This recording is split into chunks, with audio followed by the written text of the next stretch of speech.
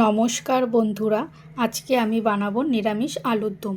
তো তার জন্য আলুগুলোকে এরকম বড় বড় করে কেটে 1 চামচ নুন আর হলুদ দিয়ে আলুটাকে আমি সেদ্ধ করতে দিয়েছি।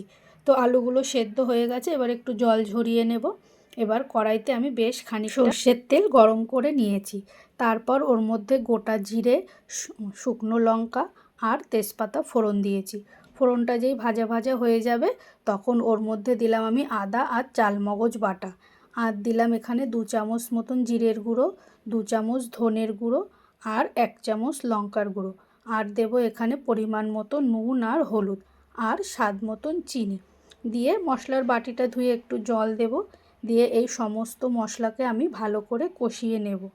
তো দেখো মশলাটা কষানো হয়ে গেছে, কত সুন্দর কালার এসেছে। এবার এর মধ্যে দিয়ে দেব আমি একটু টক দই। এখানে 2 চামচ মতন টক দই নিয়েছি।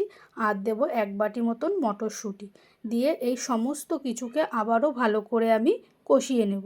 তো দেখো কষানো হয়ে গেছে। এবার সেদ্ধ করে রাখা আলুগুলোকে দিয়ে আরও 10 মিনিট আমি কষিয়ে নেব। তো দেখো আমার কিন্তু আলুটা কষানো হয়ে গেছে।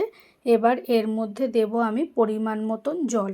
জলটাকে দিয়ে আবারও একটু নাড়িয়ে চাড়িয়ে নিয়ে আমি 5 মিনিট মতন রান্না করে নেব। যেহেতু আলুটা সেদ্ধ বেশি টাইম লাগবে না। তো দেখো 5 মিনিট পর আমি আবারও একটু নাড়িয়ে চাড়িয়ে দিলাম। আমার ঝোলটা কিন্তু পুরোপুরি রেডি। এবার দেব এখানে আমি 1 চামচ মতন গরম মশলা আর 2 চামচ ঘি।